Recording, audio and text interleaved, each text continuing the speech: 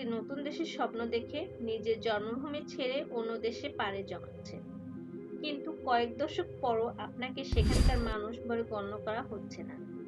আপনার কোনো নাগরিকত্ব নেই, সরকারি সুযোগ সুবিধা নেই, এমনকি নিজের সন্তানকে ভালো স্কুলে পাঠানোর অধিকারও নেই। কেমন লাগবে তখন?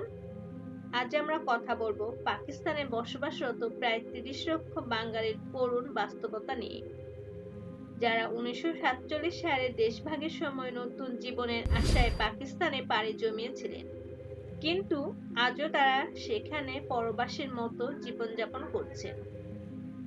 ১৯৪৭ সালের দেশভাগের পর বহু বাঙালি পরিবার তাদের শেকড় ছিঁড়ে পাকিস্তানে পাড়ি জমায়।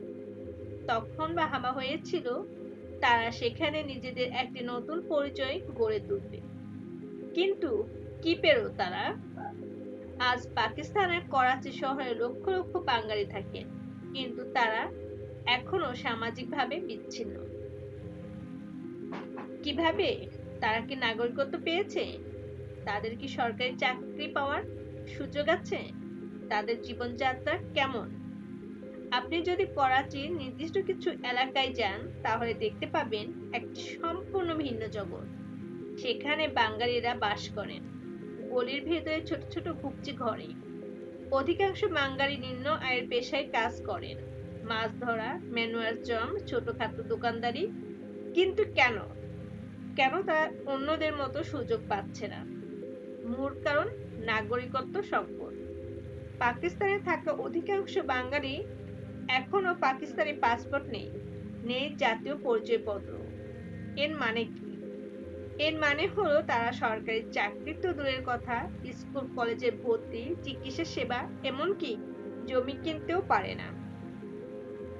এত বছর পরেও তাদের কোনো নাগরিকত্ব দেওয়া হয়নি। পাকিস্তানের সাবেক প্রধানমন্ত্রী ইমরান খান একবার বলেছিলেন, বাংলাদেশি এবং আফগান শরণার্থীদের নাগরিকত্ব দেওয়া হবে। কিন্তু বাস্তবে কি হলো? কিছুই হলো না। বারবার আন্দোলন করেও কোনো লাভ হয়নি। পাকিস্তানের জীবনযাত্রার ব্যয় বাড়ছে, কিন্তু বাঙালিদের আয়ের অবস্থা কেমন? পুলিশি নির্যাতন, অবহেলা, এসব কি সত্যি ঘটছে? পাকিস্তানের বাঙালিদের নিয়ে খুব কমই আলোচনা হয়, কারণ তারা যেন এক অদৃষ্ট জনগোষ্ঠী। আমরা যখন স্বাধীন বাংলাদেশের আলোয় পথ চলছি, তখন পাকিস্তানে থেকে যাওয়া এই বাঙালিরা কখনো দাসত্বের শৃঙ্খলে বন্দী। তারা কি কখনো মুক্তি পাবে? তারা কি কখনো নিজেদের পূর্ণাঙ্গ নাগরিক বলে পরিচয় দিতে পারবে? আপনার মতামত কি? পাকিস্তানে থাকা এই ৩০ লক্ষ বাঙালির ভবিষ্যৎ কি হতে পারে?